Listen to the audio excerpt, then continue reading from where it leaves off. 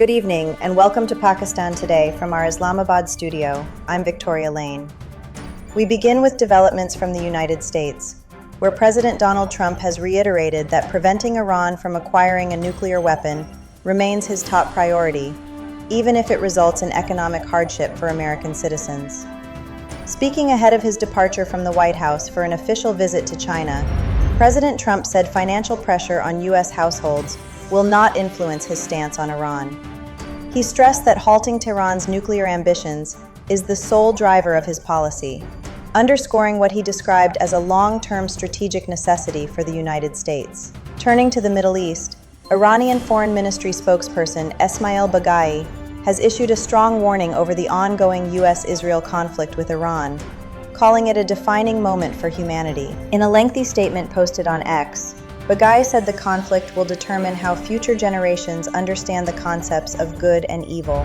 He framed the confrontation as a struggle between what he called professional liars and a nation defending its sovereignty, dignity, and moral values. He also urged the international community to reject what he termed barbarism and domination, calling for alignment with what he described as the right side of history. In Washington, questions have been raised over U.S. military losses in a reported conflict scenario involving Iran. Speaking during a Senate committee hearing, Edward Case claimed that the U.S. Air Force may have suffered significant losses, including reports of 39 aircraft destroyed during a 39-day operational period. Pentagon Chief Financial Officer Jay Hurst did not directly confirm the figures when questioned, avoiding detailed answers during the session. The Pentagon has not officially verified any such losses, and the claims remain unconfirmed amid ongoing scrutiny. Meanwhile, Russia has announced the successful testing of its new RS-28 Sarmat intercontinental ballistic missile, marking what officials describe as a major advancement in its strategic weapons capability. The commander of Russia's strategic missile forces briefed President Vladimir Putin following the launch. Putin stated that the Sarmat system will be formally inducted into military service by the end of the year.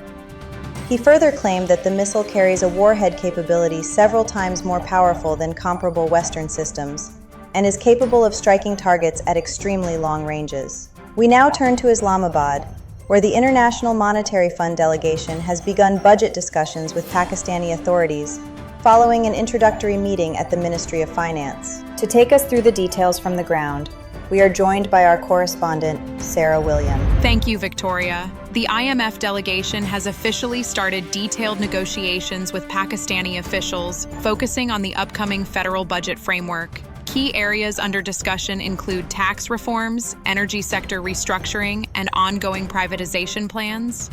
Officials say the talks are expected to continue over the coming days, with further technical sessions scheduled with the State Bank of Pakistan as well.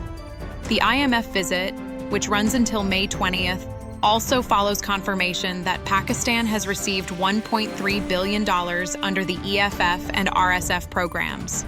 The discussions are being viewed as critical for stabilizing fiscal targets and ensuring continued external financing support. Thank you, Sarah, reporting from Islamabad. Also in domestic developments, Prime Minister Shehbaz Sharif has directed authorities to ensure full facilitation for Hajj pilgrims, emphasizing that there must be no negligence in providing services. During a high-level meeting with Religious Affairs Minister Sardar Mohammad Yusuf, the Prime Minister was briefed on arrangements for this year's pilgrimage. He stated that pilgrims are guests of Allah and must be fully supported at airports and throughout their journey in Saudi Arabia. The meeting also reviewed monsoon preparedness, with instructions issued to strengthen early warning systems across vulnerable regions. Now to Punjab, where President Asif Ali Zardari has approved the Sitara-e-Shujaat Award for a civilian who lost his life while preventing a suicide attack in a Tox Jan Tehsil. For more on this story, we go to our correspondent Drake Rowland. Thank you, Victoria. The award has been approved on the recommendation of Prime Minister Shehbaz Sharif in recognition of extraordinary bravery. The incident occurred near a security post along the Punjab-Khyber Pakhtunkhwa border, where a shepherd named Liaquat identified a suspicious individual and confronted him. The attacker subsequently detonated explosives, killing Liaquat on the spot. Officials and local residents have praised his courage, describing him as a symbol of civilian bravery and national resilience against terrorism. His sacrifice is now being formally recognised at the highest state level. Thank you, Drake. That's all for now. You're watching Pakistan Today. I'm Victoria Lane.